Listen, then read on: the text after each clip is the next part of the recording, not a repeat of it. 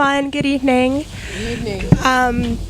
So Fight Back News actually translated an article that Nicolas Maduro wrote called Socialist, Dystopia, and it was originally published on the United Socialist Party of Venezuela website. And I think with all the propaganda that's going around, it's a very timely article, and I'm really excited to share it with you all. Okay. They are fighting against a socialism that does not exist. They are fighting against an anti-utopia that does not relate to anyone. They imagine a world without families, without order, without markets, without freedom. The right-wing liberals of the world invented a ghost they draped on the label of socialism, and now they find it everywhere, among all and every time they look at Venezuela. Enough with this. Because this socialism against which they struggle is not the one that our inclusive democracy exists in, full of people that live in the 21st century. Our socialism is particular, popular, and profoundly Latin American. As we clearly said during the UN General Assembly last September, ours is an autonomous project of democratic revolution, of social assertion. It is a model and a path of our own, based in our own history and culture. And clearly, our democracy is distinct because it was neither founded by nor for the elite, as the liberal democracies of Europe and the United States were.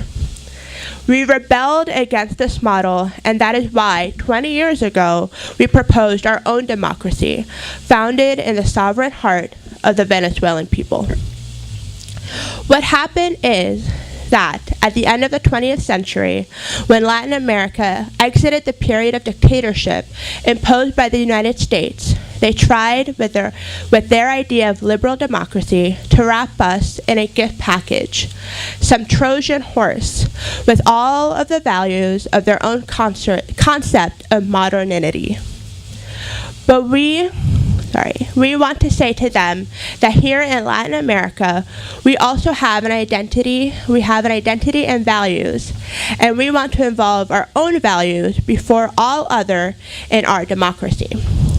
Not just those values of capital and the individual, but also those of solidarity and community. For us, the homeland is the latter.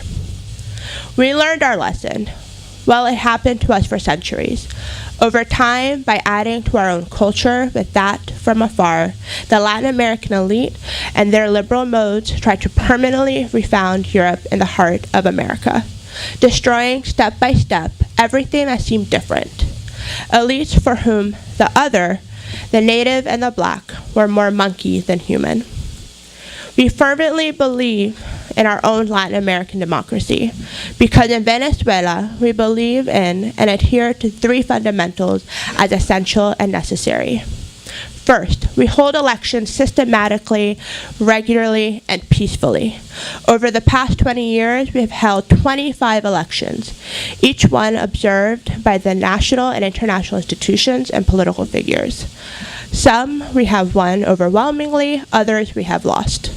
Second, in Venezuela, the citizens, by mechanisms of direct democracy, fundamentally, the neighborhood organizations and political parties have access and control over public resources. And third, in Venezuela, the people rule, not the elite. Before me, Chavez governed, a soldier descended from blacks and natives who became the father of the homeland. For 6 years now, Venezuela has been governed by a modest trade unionist and a bus driver. In Venezuela, it is the people who govern, because it was their constituent assembly that conceived and wrote their constitution. We are not, nor do we want to become, a model of democracy. We are, instead, a democracy defined and defended by its people, who gather in a daily effort against lies and false claims, and a perfect democracy, working every day for everyone and to be more just.